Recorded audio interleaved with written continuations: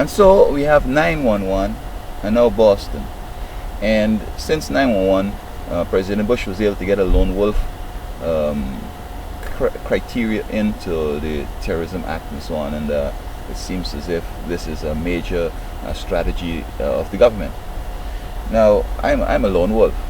I've been told I'm a lone wolf. I suspect I'm a lone wolf, and therefore I am subject to their various intrigues and so on. But I'm happy to be a lone wolf. I wouldn't reject being a lone wolf for nothing in the world. They force you into being a lone wolf, and then come and brand you as a lone wolf and have you into their interdict as they want. Now, for example, if you're not a lone wolf, they're gonna catch you and lock you up like this guy, or shoot you up or whatever, roll you out and give you life in prison. Now, living in America and not being a lone wolf, you're kind of on the verge of having some serious problems. Now, let me show you why I'm a lone wolf and why I'm so proud to be a lone wolf. Now, if I weren't a lone wolf, as I said, I would have been destroyed already, either dead, in prison for life, or something catastrophic. Now, when you live in America, and especially in my case, from day one, I've had problems that will force you into being a loner. Not that you're crazy or that you're thinking of anything terroristic, but to protect yourself. As soon as I arrived in America at the airport, there was a guy outside waiting for me. He said, hey, I know where you're going. I could drop you over there for free. I mean, come on, bro, leave me alone, man. I'm not with this stupid stuff you up to, bro. That he would have shoot me or killed me. That was, I don't want to say who it was, but you can't do that. Okay. People come to you. One guy in LA, he wants me to go and cash some checks with him. Man, I have a check with your name on it, brother. You know my name. The next fellow over there saying, man, I wish you had my name on the check. I don't want to cash it. Okay. Well, let me put your name on the check. How many felonies you have? You have 4. You know what I mean. They come at you with things like, I met this woman. She wants to hook me up with her mom that lives in Iran.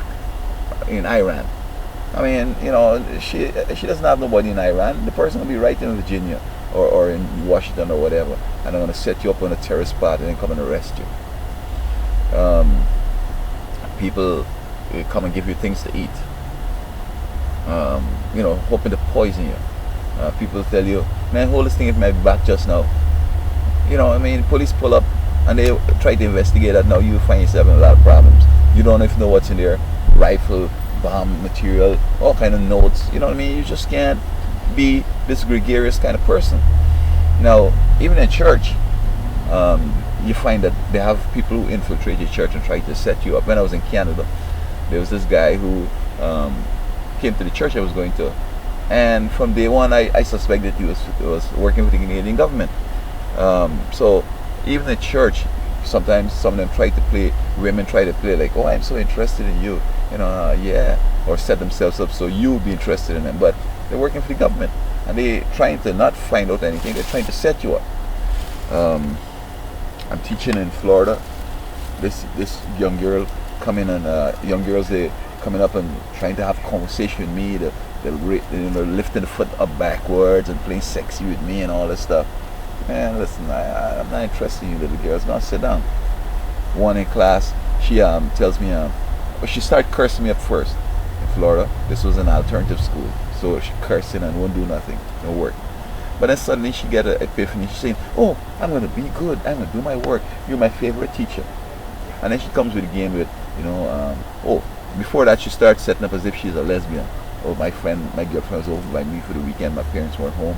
And then we lovers and all that stuff. So you say, okay, she's a lesbian. Oh, she's not interested in men. Then she comes and tells me her favorite uncle has died out in South Carolina. And everybody's going, but she's not going.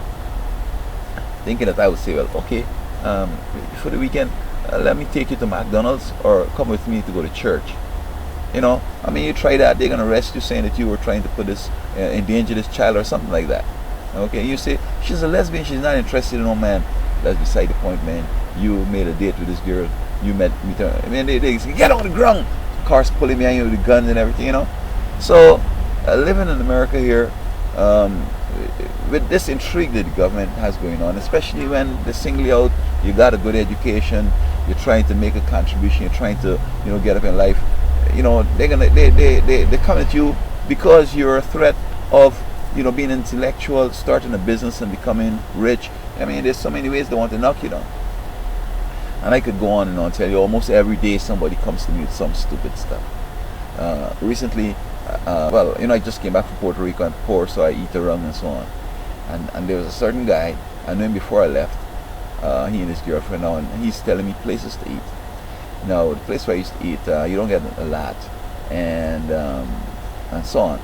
So, you see, don't really, but in this place, it is so organized that, okay, in the first place, all the food is together. So as you come, they give you something to eat. The cakes are there together, and it would be kind of Russian roulette for them to get the right one to you because you're telling which one you want and so on. But in this other place, you're seated, and they're bringing a bowl of cereal, bringing a bread, bringing various foods and packages and so on. But they could organize it that in such a way that they could come and get you with something.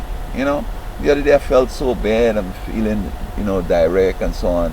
Oh man, it's a lot of problems. I'm saying like, oh, okay. And then he tells me at another place that feeds, it's the same thing. They organize the food, bring it to you.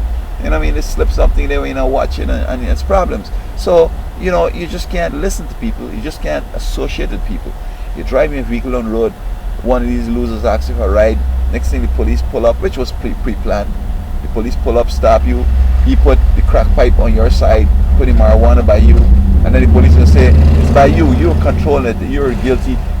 So, putting all fun and joke aside, lone wolf is nothing but simply somebody trying to protect themselves. Of course, people who they might have branded as lone wolves were led to be set up and caught in some trap trying to do something terroristic and so on.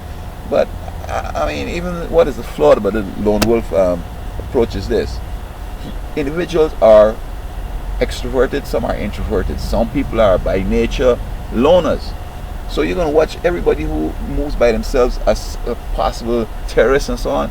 They need to get real with this lone wolf stupidness. So far most of the terrorist things is folks setting folks up anyway. So they need to leave me alone and leave people alone to live their lives.